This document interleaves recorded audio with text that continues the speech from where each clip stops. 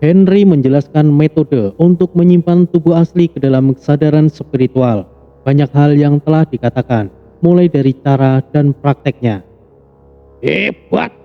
Aku baru mendengar hal seperti ini, Henry.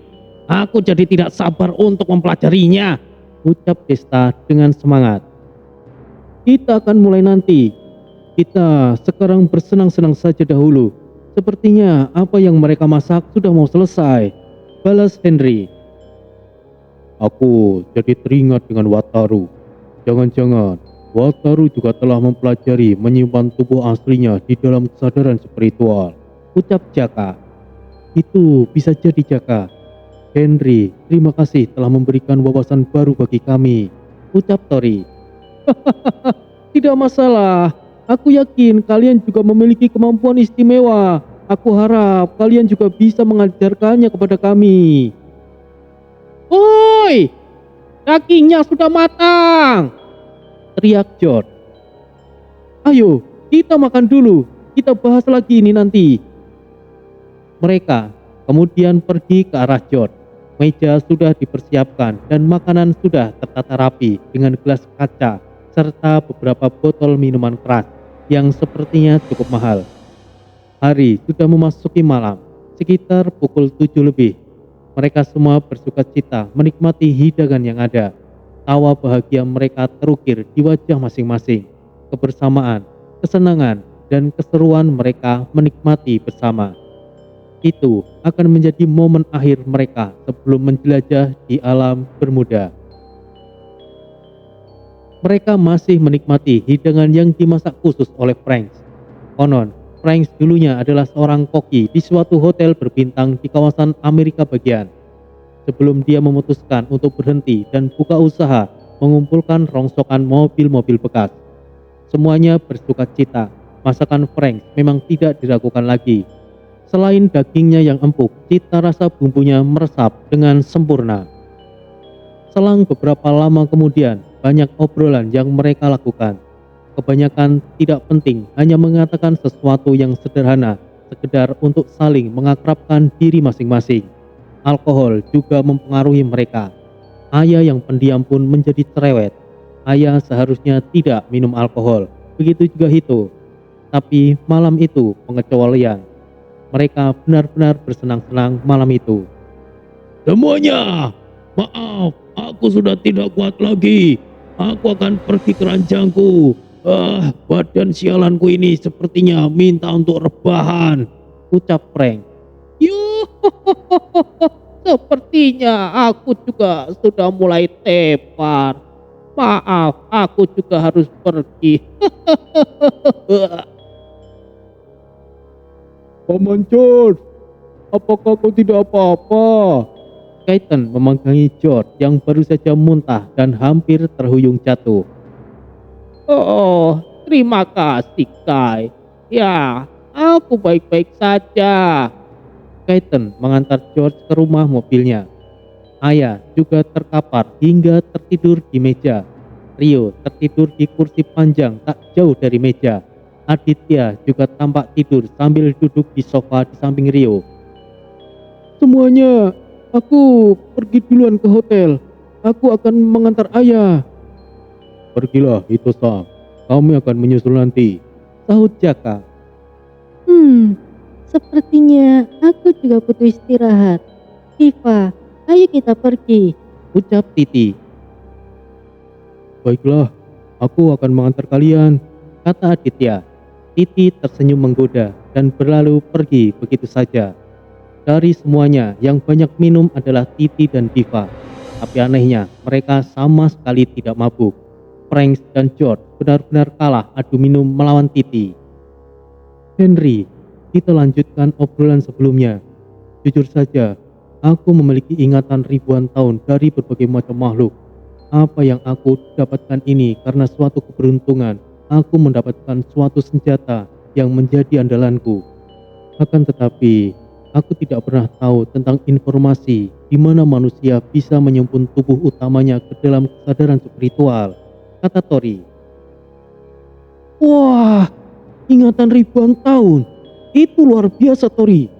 Namun, sekalipun kau memiliki ingatan ribuan tahun, kau tidak mungkin tahu tentang rahasia menyimpan tubuh utama di dalam kesadaran spiritual. Karena ini adalah metode yang ditemukan pada era ini. Tepatnya, metode ini hanya diketahui di kalangan ahli spiritual tertentu saja. Mungkin benua Amerika tidak seterkenal seperti Afrika, India maupun Indonesia dalam hal spiritual. Tapi kami memiliki rahasia kami sendiri. Sebetulnya, metode tersebut bukan lagi sebagai rahasia umum. Hanya saja memang jarang sekali yang mengetahuinya. Di benua ini saja, hanya beberapa yang memiliki kemampuan spiritual. Jadi, bisa dikatakan, metode ini seperti suatu rahasia yang tertutup, balas Henry. Sepertinya, aku tahu apa yang kau katakan, Henry. Bisakah kau jelaskan cara melakukannya? Sahut Desta. Baiklah, kalian semua pasti mengerti apa itu kesadaran spiritual. Kesadaran spiritual adalah suatu tempat di mana sumber energi spiritual itu berada. Dengan kata lain, disebut dengan wadah spiritual. Akan tetapi, kesadaran spiritual sangat berkaitan dengan erat dengan jiwa dan tubuh kita. Saat kita melakukan perjalanan roh, energi spiritual kita akan mengikat jiwa kita. Dan terbentuklah benang spiritual untuk menjaga agar jiwa dan tubuh tidak terlepas. Sebetulnya, proses raga sukma itu memiliki resiko yang tinggi. Apabila benang spiritual itu putus, maka tamatlah kita. Nah, untuk meminimalisir resiko tersebut, metode menyimpan tubuh utama inilah yang terbilang cukup aman dan lebih efisien. Kami menyebutnya pertukaran, di mana tubuh utama kita berpindah dengan jiwa kita. Akan tetapi, untuk melakukan pertukaran itu, kita harus memiliki teori kita sendiri. Lebih baik akan langsung aku praktekkan saja. Henry lalu berdiri di lahan yang cukup luas. Semuanya mengikuti Henry. Rio yang dari tadi tidur juga terbangun. Henry berdiri di tengah-tengah sebidang tanah yang datar. Ia mulai memejamkan mata, kedua telapak tangannya menempel. Hembusan angin malam mendadak berhenti. Suasana mendadak sunyi, tidak terdengar lagi binatang malam. Ini seperti kita masuk di kawasan alam jin, ucap Jaka. Bisa dikatakan demikian temanku Jack. Namun, ini disebut sebagai teritori milik Henry. Dunia di alam bawah sadar milik Henry sendiri. Jangkauannya tidak terlalu luas, tapi ini adalah metode awal yang dibutuhkan untuk pertukaran antara tubuh dan jiwa. Perhatikan apa yang terjadi dengan Henry, balas Keaton. Semua pandangan fokus ke arah Henry. Ini adalah situasi unik yang belum pernah dilihat oleh rombongan Tori sebelumnya. Rio bangun dari tidurnya dan berdiri menghampiri lainnya dan ikut menyaksikannya. Hehehe, ini seperti kita berada di alam jin. Akan tetapi, aku merasakan kita sedang berada di kandang harimau, celetuk Rio. Karakter energi spiritual Henry adalah perubahan, dan Henry memiliki perubahan seekor harimau. Ini adalah ciri khas teritori yang dimiliki oleh Henry. Tentu saja, teritori milik setiap orang berbeda-beda. Aku, Enola, dan Keaton juga memiliki teritori yang berbeda, jelas Kimi. Wah, ini sangat menarik dan sangat luar biasa, ucap Desta senang. Keaton, Kimi, dan Enola tersenyum mendengar ucapan Desta.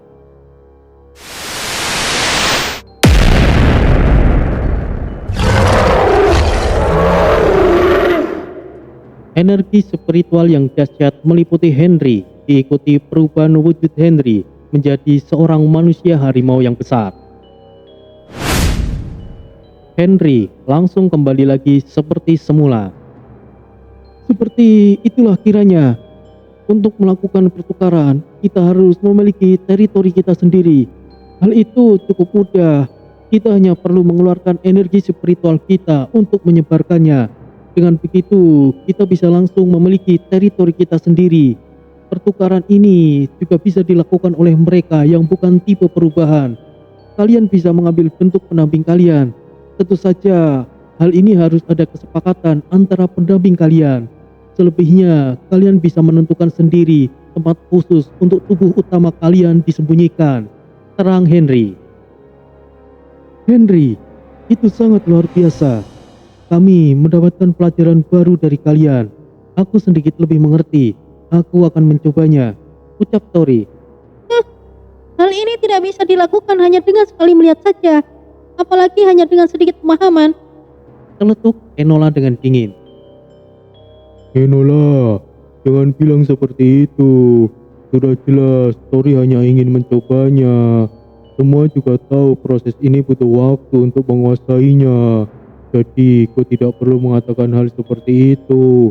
Kata-katamu cukup menyinggung Enola. Kaiten mengingatkan. Sekeliling mereka tiba-tiba sunyi. Langit menjadi berubah dengan panorama yang indah. Aurora berwarna-warni menghiasi langit. Batu-batu besar melayang di segala arah. Malam itu menjadi cerah dengan pemandangan langit yang begitu menawan. Mustahil, Tori bisa langsung membentuk teritorinya sendiri.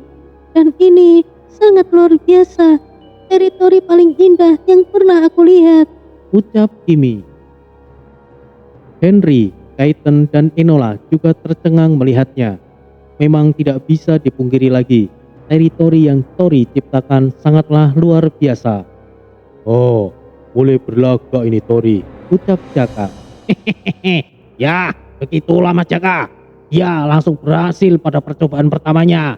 Tori memang jenius, balas Jesta. Tori membuka matanya, terpancar cahaya putih di matanya. Kemudian getaran hebat terjadi. Seluruh teritorinya berguncang dengan dahsyatnya. Mereka yang memasuki teritori Tori merasakan guncangan dahsyat itu. Kaiten dan Henry sampai berubah dalam bentuk perubahannya untuk menahan dan melindungi mereka agar tidak terjadi sesuatu. Gila, apa dia akan menghancurkan teritorinya sendiri? Ucap Enola. Tidak, teritorinya tidak akan hancur hanya dengan ini. Teritori seseorang memiliki ketahanan yang sama dengan kemampuan orang tersebut. Ini adalah proses perpindahan, jelas Henry. Tidak mungkin. Apakah dia benar-benar bisa melakukannya hanya dengan sekali lihat? Balas Kimi. Aku sempat ragu awalnya, tapi harus aku akui, Tori memang sangat jenius, Henry menegaskan. Hehehe, benar, Mas Tori memang hebat, hehehe, sahut Rio.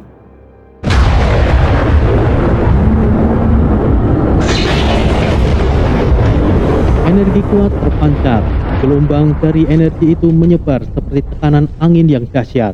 Tori juga berubah menjadi sosok lain. Cahaya keemasan membuat mereka silau melihatnya. Perlahan, wujud Tori mulai terlihat.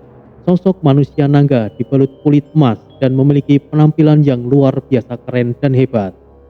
Wah, keren sekali, hehehe, ucap Rio kegirangan. Henry dan Kaiten terlihat aneh dengan mukanya yang terkejut saat mereka dalam perubahan harimau dan serigala. Kimi dan Enola membisu. Wah, agak terasa aneh. Mungkin aku belum terbiasa karenanya, ucap Tori yang sudah kembali keadaan normal. Temanku, kau luar biasa. Aku benar-benar terkejut. Apakah tadi itu naga? Tanya Kaiten. Jangan seperti itu, Kai. Kalianlah yang luar biasa. Perubahan yang aku lakukan tadi memang perubahan naga, karena dalam jiwaku memiliki sebagian jiwa naga, balas Tori. Aku yakin kalian semua juga bisa melakukannya dengan cepat seperti Tori. Jadi kita tidak perlu menunda banyak waktu, ucap Henry. Aku akan mencobanya, hehehe, ucap Rio. Suasana langsung mendadak gelap, agak berkabut. Di belakang Rio nampak ribuan bayangan hitam. Auranya pekat dan menyeramkan. Ini seperti teritori iblis. Jangan-jangan. Henry waspada. Tenanglah Henry. Ini bukanlah iblis seperti yang kau maksud. Unsur spiritual Rio adalah kegelapan, balas Jaka. Hehehe, ini hebat. Ini luar biasa. Rio berubah menjadi sosok hitam mirip Krepa. Walaupun ada perbedaan dengan Krepa, tapi Rio menjadi mirip seperti Krepa. Rio berpindah tempat dalam sekejap. Dia nampak kegirangan. Situasi lalu kembali seperti semula.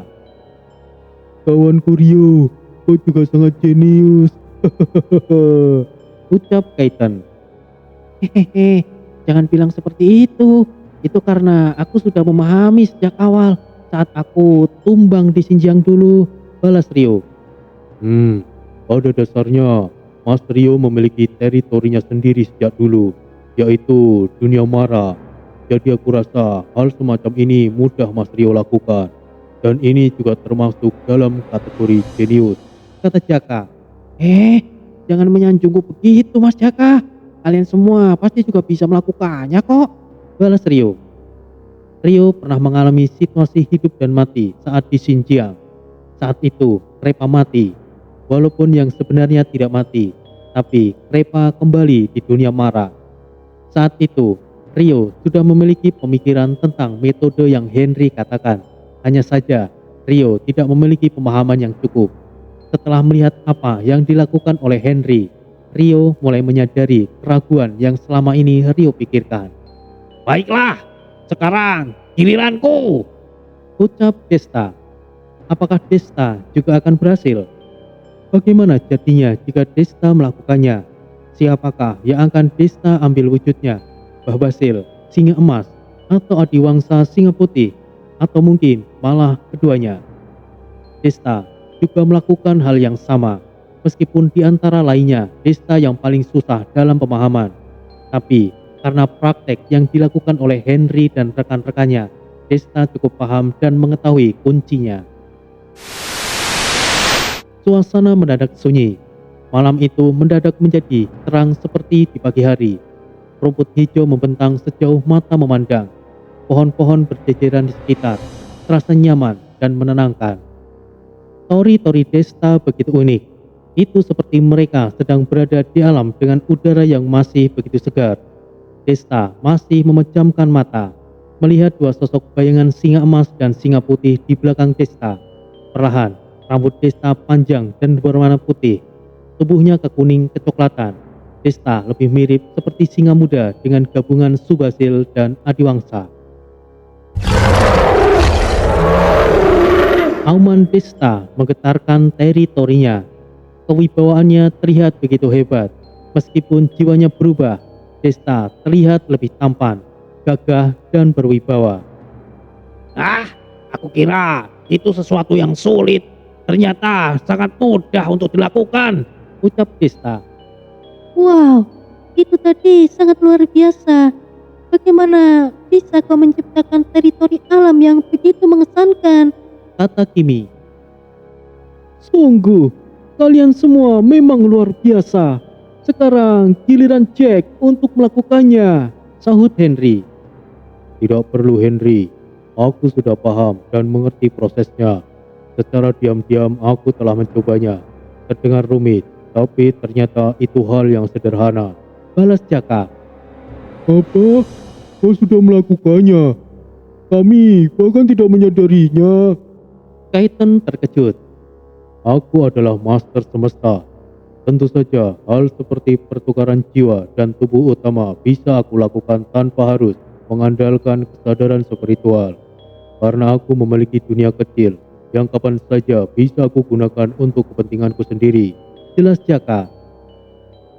Aku enggan mengakuinya, tapi itu memang luar biasa.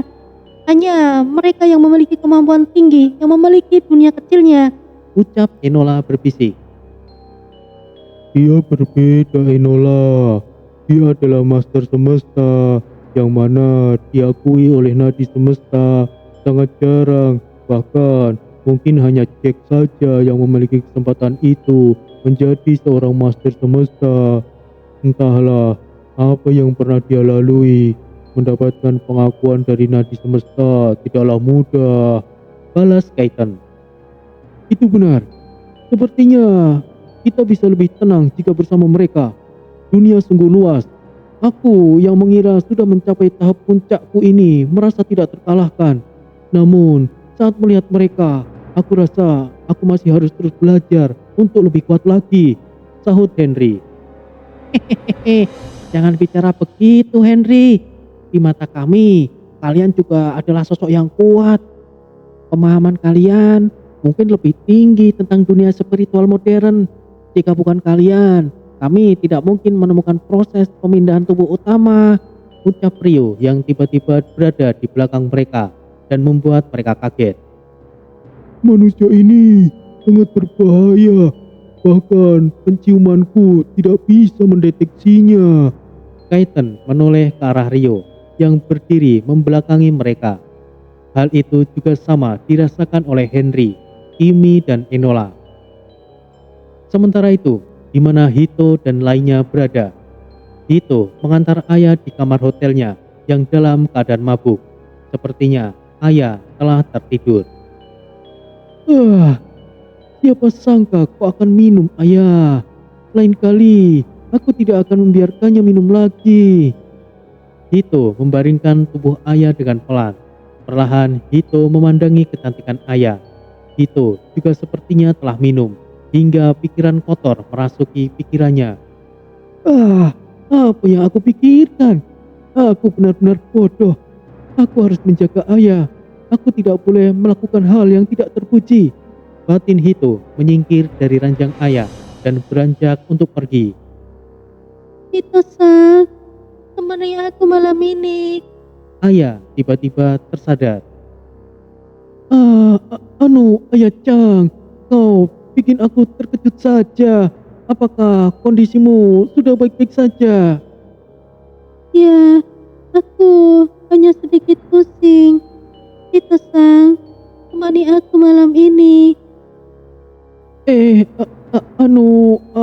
Aya-chan. Hito terlihat gugup. Aya kemudian menghampirinya dan memeluknya. Tanpa basa-basi lagi, Aya mendekatkan bibirnya dan... Aya-chan, tunggu sebentar. Aya. Sesuatu yang terjadi, biarlah terjadi. Hito adalah lelaki yang baik. Akan tetapi, semuanya tidak akan tahu saat mereka berdua dalam satu ruangan yang sama. Sementara itu, di lokasi lainnya, Terima kasih Nak Aditya telah mengantar kami. Apakah kau akan kembali ke tempat rekan-rekanmu? kata Titi. Tidak perlu berterima kasih Nyonya. Aku juga ingin istirahat, balas Aditya. Baiklah jika begitu. Titi dan Diva pergi ke kamarnya, dan Aditya pergi di sebuah restoran memesan kopi, dan duduk di mana waktu itu Aditya mengobrol dengan Diva. Dwi Pangga, bagaimana menurutmu dengan tempat bermuda itu? Aku merasa ragu dan takut untuk ikut bersama mereka. Kau memanggilku hanya untuk menanyakan hal konyol seperti itu. Apakah kau pikir hal ini sesuatu yang konyol? Tidak seperti biasanya. Kenapa kau ragu? Setiap jalan spiritual tidak ada jalan yang aman. Dimanapun kau melangkah, bahaya akan selalu ada. Kau sudah cukup berubah semenjak kembali dari Xinjiang. Bukan tentang kemampuanmu, tapi sikapmu telah jauh berubah. Ya mungkin kau benar. Jika adikku masih hidup, dia pasti akan mengambil langkah tanpa peduli keselamatannya. Dwi Pangga, aku tidak lagi menyalahkanmu atas kejadian yang telah menimpa adikku. Itu sudah lama berlalu. Dwi Pangga, pinjamkan kekuatanmu. Kali ini, aku mengakui keberadaanmu. Kenapa kau tiba-tiba bicara seperti itu, Aditya? Sekalipun aku menolak, aku akan tetap tidak bisa menolak panggilanmu. Ya itu benar. Tapi sekarang, aku ingin kita bekerja sama. Aku ingin kau tidak memiliki paksaan. Jika suatu saat aku harus bertarung, maka bertarunglah bersamaku di Pangga. Kau memang telah menjadi orang yang berbeda. Sikapmu tidaknya jauh lebih baik dari sebelumnya. Baiklah, akan aku pertimbangkan permintaanmu itu. Terima kasih Dwi Pangga. Aditya sepertinya sudah mulai mengakui Dwi Pangga. Perubahan Aditya mungkin saja setelah dia masuk di menara jiwa saat di Xinjiang. Keras hatinya yang selalu menyalahkan Dwi Pangga atas kematian adiknya mulai melunak dan perlahan memaafkan Dwi Pangga. Teman wanitamu datang. Dwi Pangga langsung pergi saat seseorang mendekati Aditya. Kak Adit, aku kira kau sudah tidur. Ucap Diva menghampiri. Neng Diva, kau sendiri juga belum istirahat, balas Aditya. Diva tidak bisa tidur, Kak. Aku kepikiran dengan apa yang ingin dilakukan oleh ibu. Aku tidak mengerti apa yang terjadi di Saranjana, tapi sepertinya ibumu memiliki rahasia yang diketahui oleh dirinya sendiri. Apa yang dikatakan ibumu saat itu aku juga terkejut. Sepertinya dia ingin menolong kakekmu. Ibumu adalah orang yang luar biasa. Kau tidak perlu mengkhawatirkannya, Neng Diva. Diva tiba-tiba mengeluarkan air matanya. Dia terisak tangis yang membuat Aditya kebingungan. Neng Diva, maafkan aku jika aku salah berucap. Tolong jangan menangis. Aku sudah tidak memiliki siapa-siapa lagi. Satu-satunya yang aku miliki adalah ibuku. Ayahku telah menikah lagi dan bahkan sudah tidak lagi memperdulikan aku. Jika ibu tiba-tiba menghilang, aku Aditya tiba-tiba memeluknya. Diva menangis di pundak Aditya. Neng Diva, aku juga telah merasakan kehilangan. Aku sempat frustasi dan marah saat adikku meninggal. Mungkin jika dia masih hidup, dia pasti sudah tumbuh menjadi seorang wanita yang cantik sepertimu.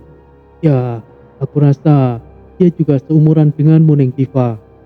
Kedua orang tuaku memang masih hidup, tapi aku merasa seperti tidak memiliki kedua orang tua.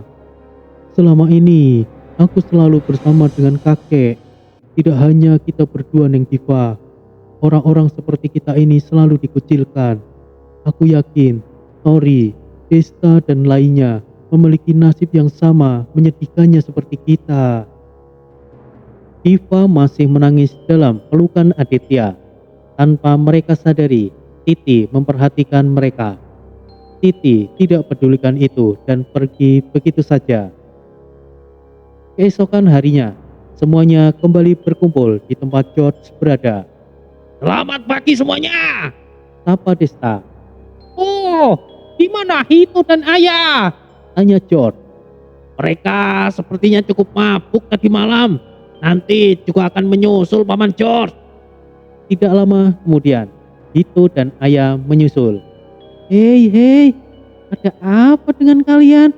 Kalian terlihat sangat bahagia sekali, ucap Rio. Biasa saja. Memangnya ada yang aneh dengan kami? Balas Hito, wajahnya sedikit memerah. Malam yang panjang ya, Hito-san. Iya, aku terlalu letih, jadi istirahat lebih awal. Kalian seperti pengantin baru saja. Kau pasti sudah berusaha dengan keras, nah itu. Celetuk Titi. Ayah langsung merah padam. Hito juga menjadi salah tingkah. Yo, kemarilah, silakan duduk, pinta George. George, kami sepertinya sudah siap. Bagaimana dengan kalian? Aditya, Hito, Ayah, Diva, dan Nyonya Titi. Karena semalam kalian pergi lebih dulu, kalian melewatkan pertunjukan yang menarik, kata Henry. Kalian tidak perlu khawatir. Aku juga sudah siap jauh-jauh hari. Kalian tidak perlu mengkhawatirkan hal itu. Mengenai pemindahan tubuh utama, itu tidak jadi masalah. Kalian yang tidak bisa melakukannya, aku bisa untuk membantunya. Balas Titi. Bisa dipahami.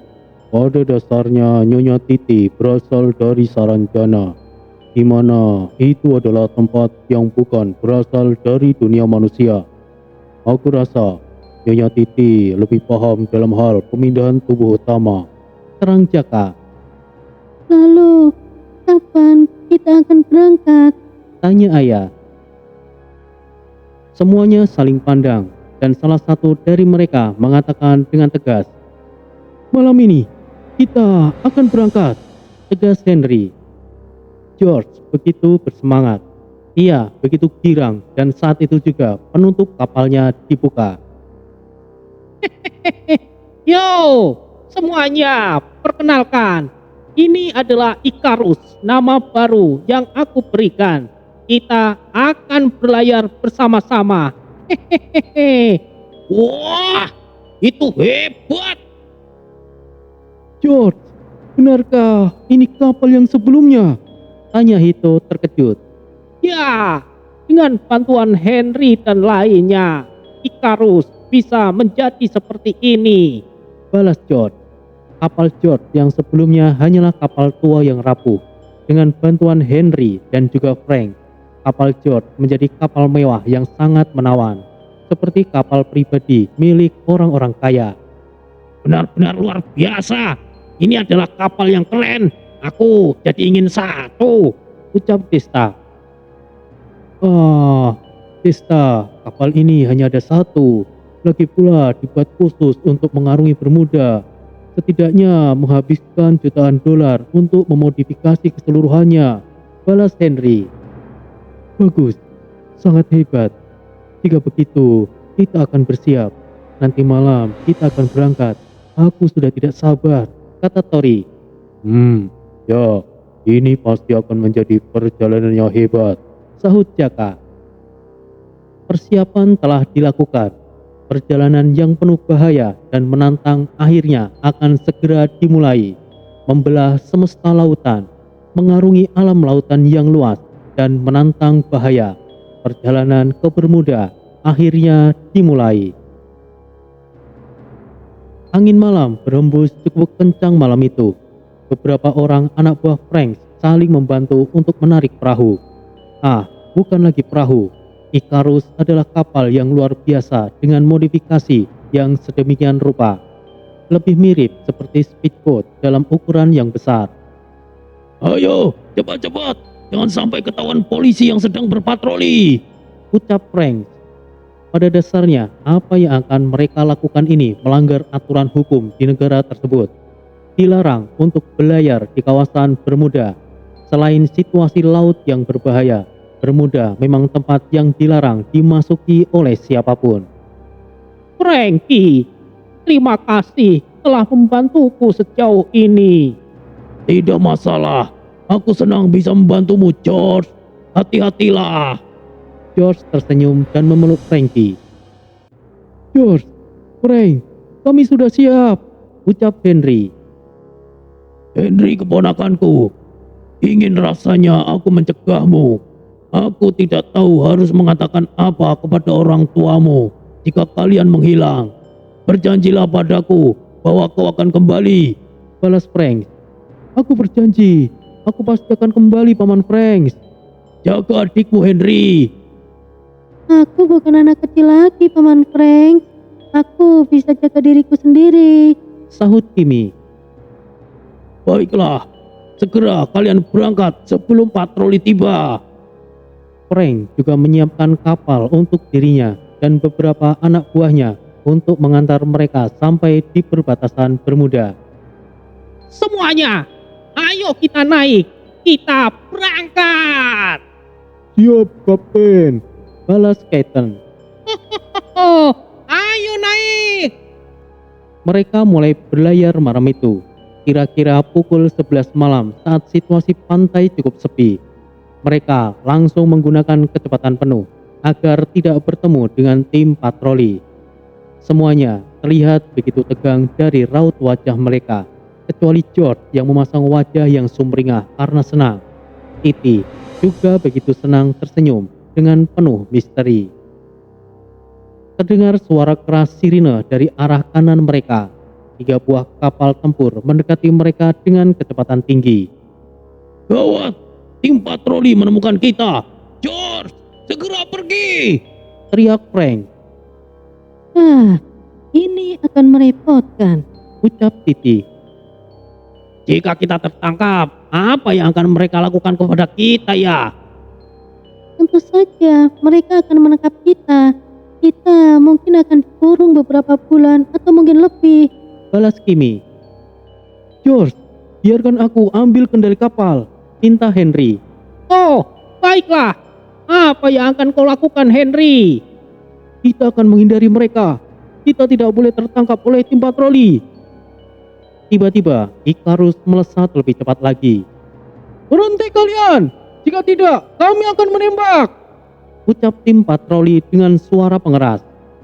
Frank membelokkan kapalnya dan menghadang kapal patroli. George, pergilah! Semoga kalian beruntung! Frankie, terima kasih! Dua kapal perang berhenti setelah menghampiri kapal Frank. Salah satu kapal perang mengejar kapal Icarus. Namun sayangnya, kapal perang itu tidak bisa mengejar dan semakin jauh tertinggal. Hebat! Kapal ini sangat cepat. Bahkan kapal perang itu tidak bisa mengejar kita. Ucap Desta senang. Tadi itu sangat mengerikan tahu. Jika mereka menembak, kita pasti tenggelam. Balas Rio. George, ambil kembali kemudi. Tadi itu luar biasa, Henry. Aku tidak menyangka Icarus akan sehebat ini. Henry, terima kasih. Tidak masalah. Pertahankan kecepatan ini, George. Oke. Henry, lalu kita akan kemana sekarang? Apakah kita sudah memasuki wilayah Bermuda? Tanya Tori. Tidak, masih cukup jauh. Kita masih berada di pinggiran. Semuanya, aku rasa ini sudah saatnya. Balas Henry. Dimengerti. Semuanya, mari kita lakukan. Semuanya langsung melakukan proses pemindahan tubuh utama, kecuali George, Aya, dan Hito. Gelombang air mulai semakin besar. Mereka terombang-ambing oleh ganasnya laut malam itu. Hujan juga turun sangat deras, menjadi situasi saat itu menjadi berbahaya dan mengerikan. Petir bergemuruh, lautan mengamuk dengan angin kencang disertai hujan. Mereka saling bertahan dan menguatkan satu sama lain. Icarus mampu bertahan dengan baik. Seandainya Henry tidak melakukan modifikasi kapal George, pasti dari awal mereka sudah tertangkap oleh tim patroli. Di sisi lain, Jaka juga tidak tinggal diam. Diam-diam Jaka memasang pelindung Yada untuk menjaga kapal Icarus. Rasanya aku ingin pulang. Ini benar-benar mengerikan, ucap Rio. Kimi dan Enola juga tidak menutupi ketakutan mereka. Mereka diam membisu dan duduk di ujung ruangan. Semuanya juga tentunya memiliki ketakutan yang sama, kecuali Titi. Dia masih berdiri tenang dengan dahsyatnya gelombang air saat itu. Sepertinya Titi sudah tidak sabar lagi. Setelah beberapa waktu berlalu, mereka bertahan dari ganasnya ombak yang sangat mematikan. Suasana kembali tenang dan langit malam menjadi tenang seperti waktu pagi hari. Namun, ada keanehan yang terjadi. Ada dua matahari bersinar dari dua arah. Semuanya mulai keluar dari ruang kapal. Hanya Titi seorang yang dari awal tidak pernah masuk ke ruangan untuk berlindung. Titi masih berdiri, rambutnya yang panjang tergerai, melambai-lambai tertiup angin sedang. Nyonya, apa dari awal Anda tidak masuk untuk berlindung? Apakah Anda baik-baik saja? Sapa Tori. Aku baik-baik saja. Tidak perlu ada yang dikhawatirkan. Balas Titi. Ibu, jangan membuat kami khawatir. Kata Diva menghampiri. Maaf jika membuatmu khawatir, nak. Ibu baik-baik saja. Wah, indah sekali pemandangannya. Tidak terasa sudah pagi ya, ucap Desta. Nah, jika seperti ini kan jauh lebih baik daripada semalam ya Mas Desta, sahut Rio. Benar. Semuanya, tetaplah waspada. Henry, hentikan kapalnya. Dimengerti. George tertidur karena mungkin dia kelelahan malam itu. Dengarkan semuanya. Suasana tenang seperti ini adalah situasi yang berbahaya yang sebenarnya. Ingat, kita juga belum melewati malam. Jika tidak salah, kita baru saja melewati malam hanya 3 jam. Kita berangkat pukul 11 malam. Saat melewati badai saat itu, tidak lebih dari 3 jam. Memang waktu terasa lama, tapi aku yakin kita baru saja melewati beberapa jam. Tepatnya baru 3 jam. Dengan kata lain, setidaknya kita masih berada di pukul 3 pagi. Tidak perlu melihat jam kalian, karena itu tidak berfungsi. Alat elektronik tidak berfungsi saat kita berada di sini, terang Tori. Ya, aku sependapat dengan Tori. Alat navigasi dari kapal juga tiba-tiba rusak dan tidak berfungsi. Jam tangan kita juga berputar-putar dengan cepat. Sepertinya ada suatu medan magnet atau apalah itu yang membuat peralatan kita tidak berfungsi. Henry menambahkan. 2 matahari. Sepertinya kita telah memasuki kawasan Bermuda, kata Jaka. Iya benar, ada 2 matahari, ucap Rio. Sesuatu yang gawat sudah dimulai. Lihat kondisi mereka yang tertidur, sahut Aditya. George! Henry mencoba membangunkannya. Ayah Chang! Hito juga melakukan hal yang sama. Mereka berdua sama sekali tidak bangun, walaupun bagaimanapun cara mereka membangunkannya. Apa yang terjadi dengan mereka? Tanya Jaka. Jangan-jangan mereka... Celetuk Enola. Tidak, George masih hidup. Begitu juga dengan ayah. Tapi mereka seperti dalam kondisi melepas roh. Tapi seharusnya kita menyadarinya. Kecuali mereka memang sedang tertidur. Tapi ini sangat aneh, terang Henry. Biarkan aku memeriksanya. Jaka mendekat. Jaka memegang kepala George sambil terpejam dan kumat kami. Celaka, kita kehilangan George, ucap Jaka. Jaka Dono, bagaimana dengan Ayah Chang? Itu mulai khawatir. Jaka kemudian mendekat dan memeriksa ayah. Jaka menggelengkan kepala. Apa yang sebenarnya terjadi, Jaka Dono? Itu mulai panik. Mereka terjebak dalam mimpi mereka. Dengan kata lain, mereka berdua saat ini dalam kondisi yang kritis. Jelas Jaka. Katakan lebih jelas Jaka. Apa maksudnya mereka terjebak dalam mimpinya? Tanya Tori. Ini sulit untuk dijelaskan, tapi lebih dipahaminya saat ini. Mereka sedang terjerumus dalam angan-angan mereka, di mana mereka percaya bahwa mereka alami adalah nyata. Dan ini disebabkan situasi yang kita alami juga. Banyak dari kita merasakan bahwa kita telah melalui malam yang panjang. Dan seperti yang kau jelaskan sebelumnya, kenyataannya kita baru melewati beberapa jam. Ada yang aneh dengan tempat ini. Itu, jangan panik. Tetaplah berada di sisi ayah. Jika kita bisa keluar dari tempat ini, aku rasa George dan ayah bisa kembali sadar. Henry, kita lanjutkan perjalanan. Semuanya tetap waspada dengan segala kemungkinan yang akan menghadang kita, terang Jaka. Henry terus menyalakan mesin dan pergi dari tempat tersebut. Perjalanan panjang telah dilalui. Sudah beberapa jam mereka berlalu hingga kembali mengisi ulang bahan bakar yang dibawa sebelumnya. Ini adalah bahan bakar terakhir. Jika kita kehabisan bahan bakar kali ini, kita akan tamat. Hei, lihat, ada sesuatu di sana, ucap Rio. Di mana? Aku tidak melihat apapun, Mas Rio. Aku melihat sesuatu di arah sana. Henry, pergilah ke arah sana. Baiklah. Setelah beberapa saat kemudian, seperti yang Rio katakan, ternyata itu adalah pulau. Kita selidiki dulu tempat ini. Jika ada sesuatu yang berguna, akan kita gunakan, ucap Henry. Kapal mendekat dan menepi di pulau tersebut. Awan berkabut menutupi setiap pohon-pohon yang menjulang tinggi. Sunyi seperti tidak ada kehidupan. Tunggu dulu, aku merasakan hal yang aneh. Ini kita masih di dunia manusia atau tidak ya?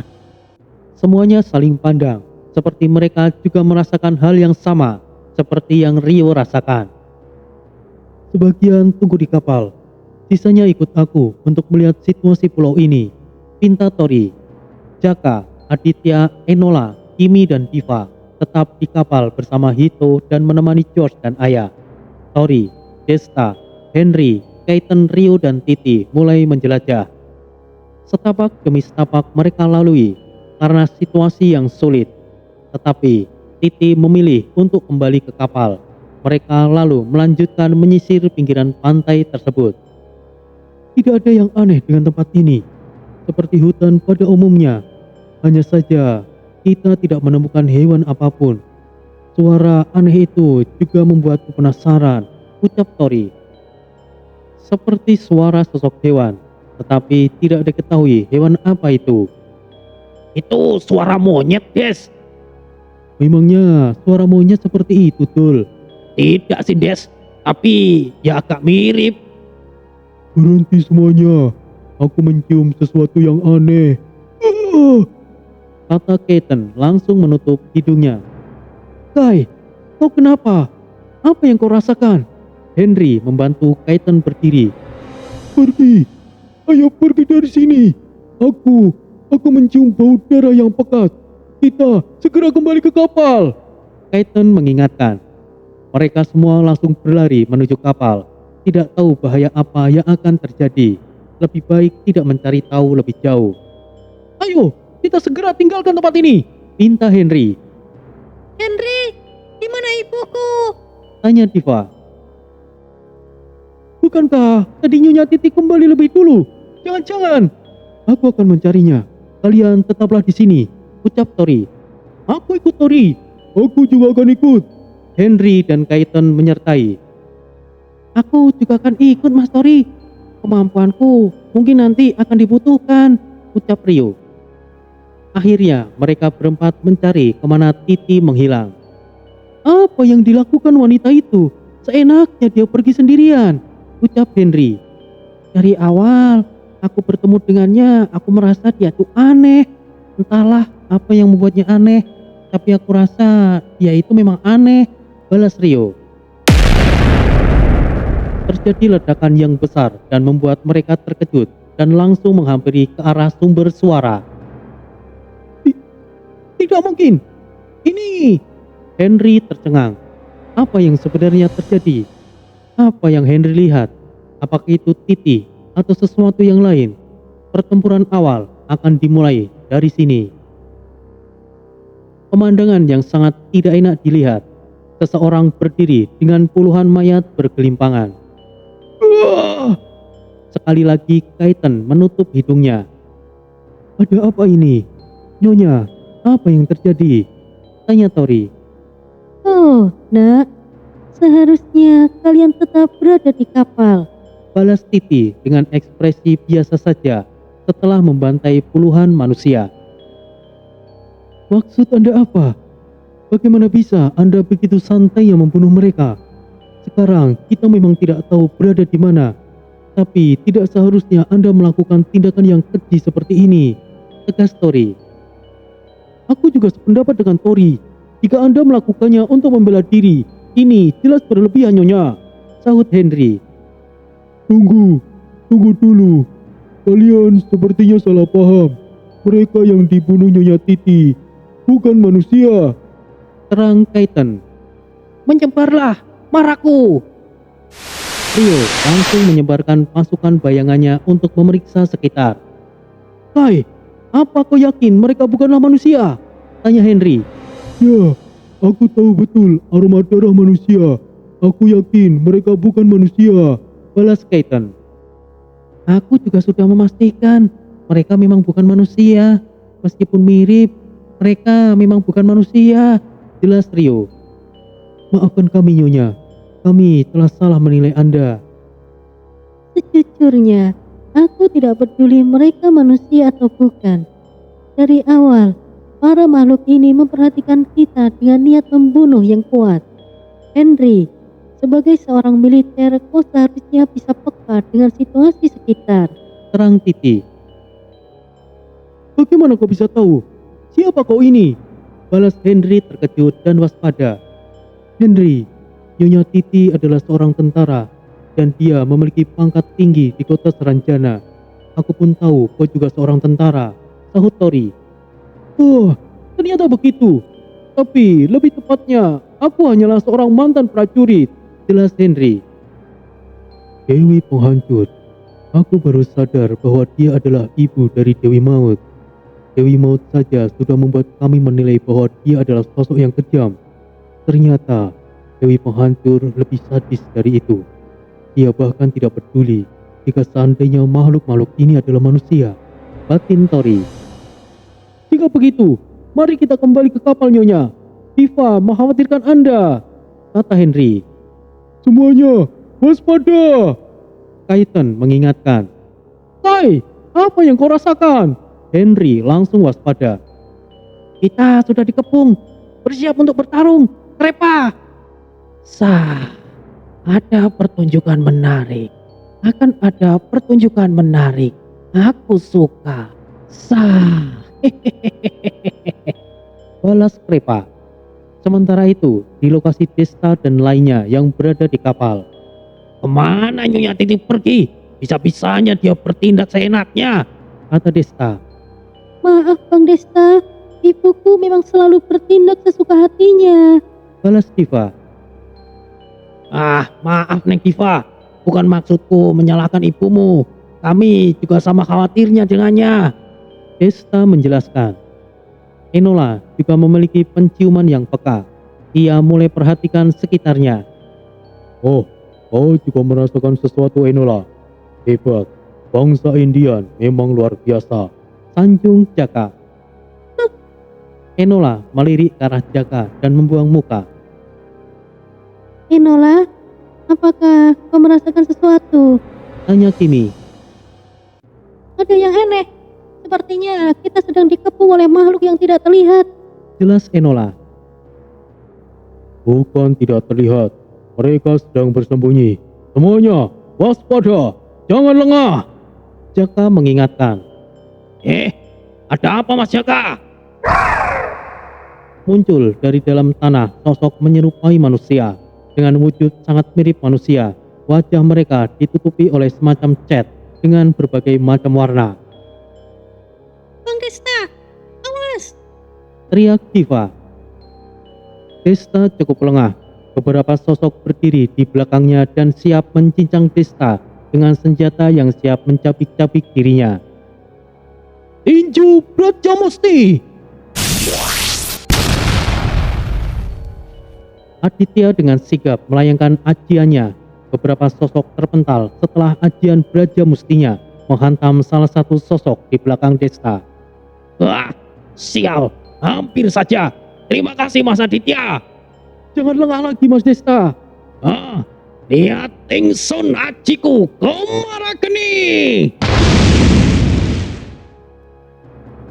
Semuanya, jangan keluar dari pelindung Yada. Jangan bertindak gegabah. Mereka seperti manusia. Jangan bertindak terlebih dahulu. Aditya, tetap berada di tempatmu. Desta, mundurlah dan pindah ke arah kiri. Tifa, lindungi belakang kapal. Kimi dan Enola, pergilah ke lokasi yang kosong.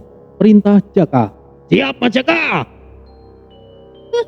Memangnya siapa kau main perintah seenaknya? Ucap Enola. Sudahlah Enola, cepatlah. Aku akan pergi ke sisi kiri Tifa. Kau di sebelah kanannya. Kimi langsung menarik lengan Enola. Semuanya sudah berada di posisi masing-masing, bersiap untuk menghadang serangan. Ada apa ini? Jaka Dono! Tanya Hito keluar. Hito, tetaplah berada di dekat Ayah dan George. Serahkan pada kami masalah ini. Baiklah, Jaka Dono. Jaka berdiri di depan ujung kapal. Dagunya naik sedikit dan kedua tangannya melipat di dada. Kami tidak ingin ada masalah. Siapa kalian? Jika kedatangan kami mengusik kalian, kami akan pergi. Tidak perlu ada pertarungan, ucap Jaka.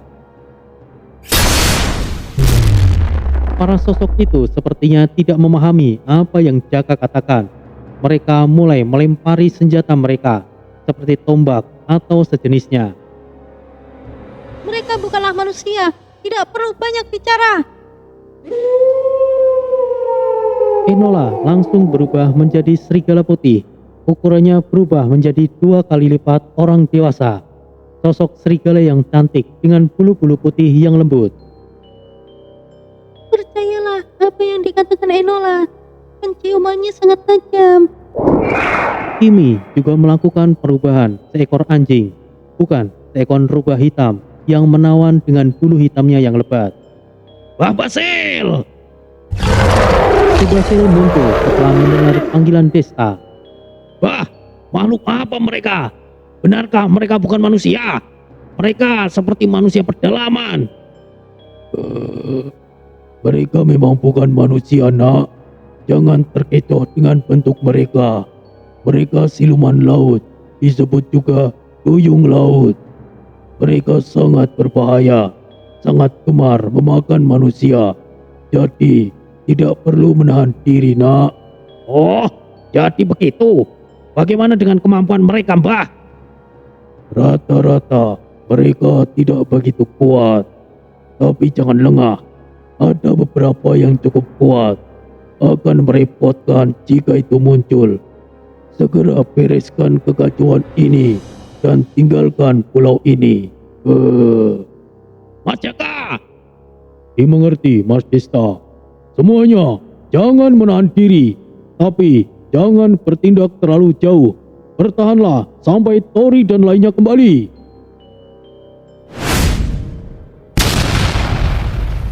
Sang Dewi Maut telah muncul. Angin yang mengerikan. Wanita ini sangat berbahaya. Batin Enola. Kimi terdiam.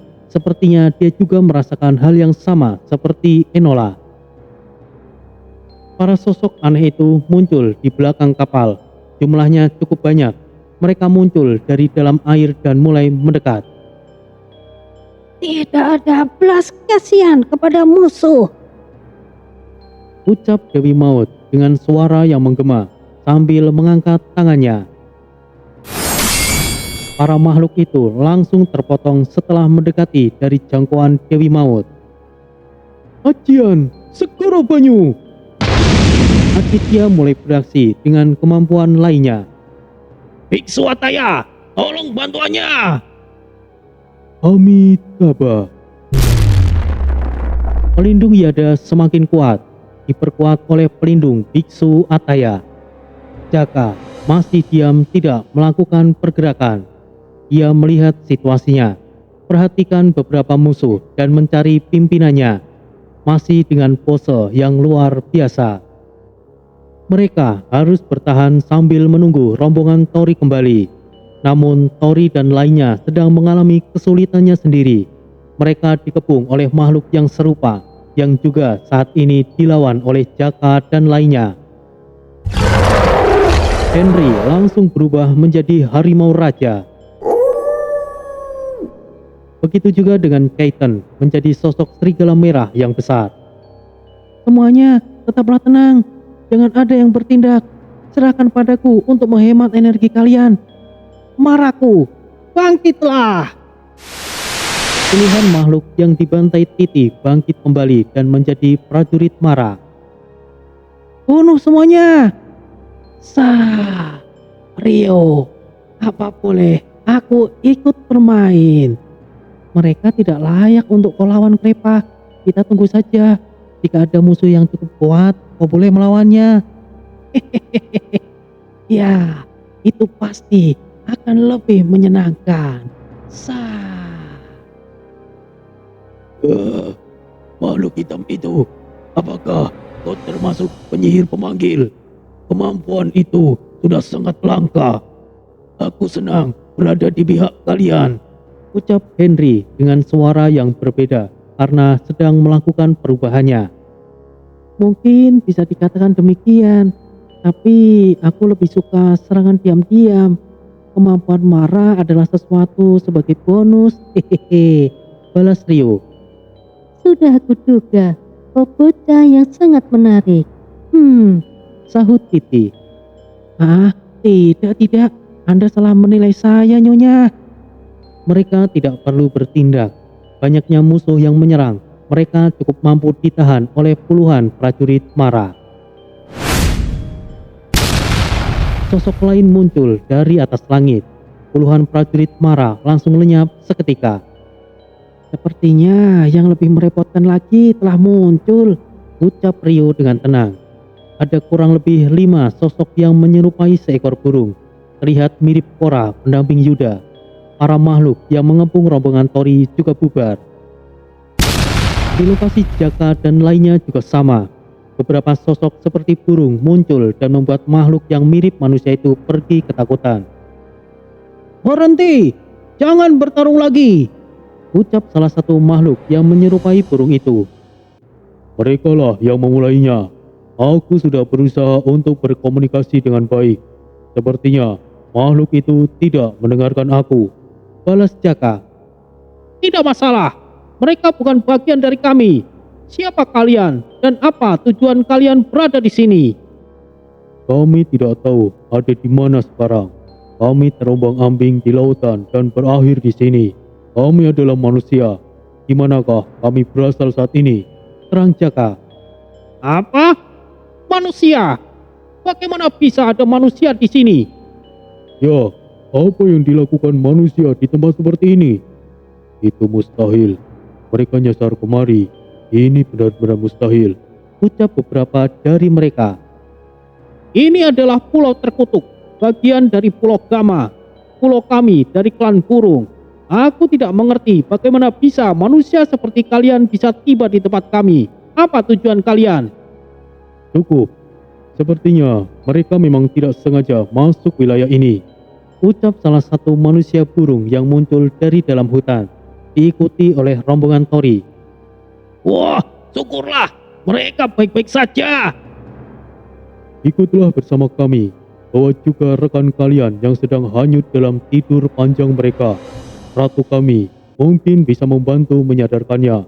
Tidak perlu curiga kepada kami. Kami berhubungan baik kepada manusia. Jaka, tidak perlu waspada kepada mereka. Aku rasa ini adalah tempat di mana Korra dan Balau berada, kata Tori. Baiklah, jika kau bicara begitu, Tori. Kami bersedia ikut dengan kalian, tapi bagaimana dengan kapal kami? Tidak perlu khawatir, kami bisa menyembunyikannya. Baiklah jika begitu. Jika kalian benar-benar bisa menyembuhkan rekan kami akan sangat berterima kasih, ucap Tori. Rombongan Tori akhirnya pergi menuju klan burung. Mereka cukup bersahabat, akan tetapi rombongan Tori tetap waspada.